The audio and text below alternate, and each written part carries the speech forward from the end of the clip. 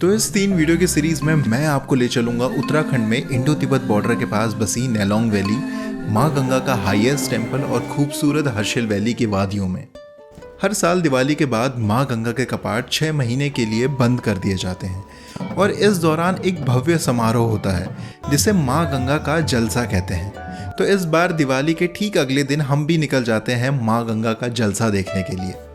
लगभग 100 किलोमीटर की distance cover करने के बाद मैं अपने होम टाउन परोला से उत्तरकाशी पहुंचता हूं, जिसके बाद यहां से मैं अपने जिगरी यार के साथ हर्षिल के बगोरी गांव के लिए निकल जाता हूं, जो उत्तरकाशी से अप्रॉक्स 80 किलोमीटर की डिस्टेंस पर है।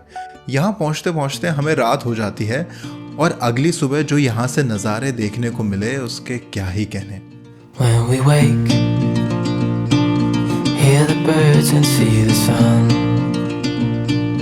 Side by side our fears are done. Oh, the good times just begun. Good morning from Bagori village. और अभी जो टेम्परेचर है वो -4 और 5 डिग्री के अराउंड है और ऊपर की आपको जो ये पीक्स दिख रही होंगी सब में ऑलमोस्ट बर्फ़ पड़ चुकी है ये। तो अभी हम लोग फाइनली रेडी हो चुके हैं गंगोत्री के लिए। आज गंगोत्री धाम के कपाट बंद होने वाले हैं। जल्दी कर भाई। अरे ये हमारा नया ड्रोन था, ड्रोन चलाना सीखा रहा है। चलिए आपको ले चलते हैं गंगोत्री धाम के दर्शन कराने। हर्षिल से गंगोत्री लगभग 30 किलोमीटर के अराउंड है और ये NH38 का पार्ट है, which is one of the most beautiful national highways in India.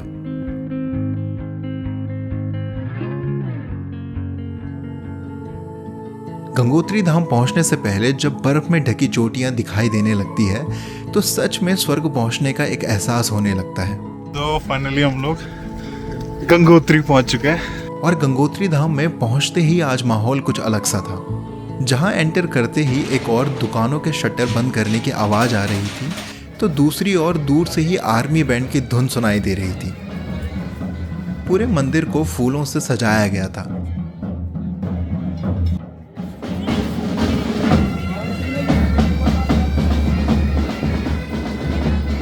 कपाट बंद होने से पहले माँ गंगा की मूर्ति को पूरे श्रृंगार के साथ डोली में रखा जाता है।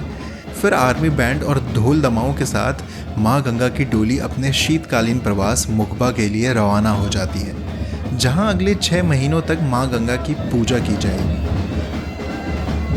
तो इसी के साथ गंगोत्री धाम के कपाट अगले 6 महीनों के लिए बंद हो चुके हैं और अगले 6 महीनों तक माँ गंगा की पूजा मुखबा में होगी, जिसे मुखी मठ भी कहते हैं। तो वापस जाने से पहले हम गंगा जल भरने घाट किनारे जाते हैं।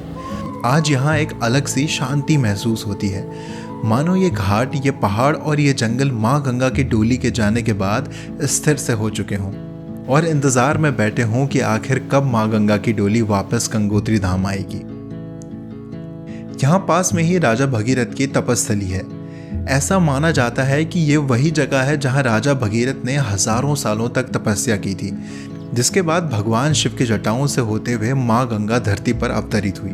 गंगा जल भरने के बाद हम लोग भी यहाँ से विदा लेते हैं और निकल पड़ते हैं अपने होम स्टे की तरफ, जहाँ हम आपको नेक्स्ट वीडियो में ले चलेंगे बगोरी और हर्षिल की खूबसूरत वादियों में और एक ऐसी जगह पे जहाँ जाए बिना हर्षिल वैली का सफ़र अधूरा है। ऊपर अभी हमें एक हिरन अभी स्पॉट हुआ है। कहाँ गया? हाँ ये रहा वीडियो वगैरह।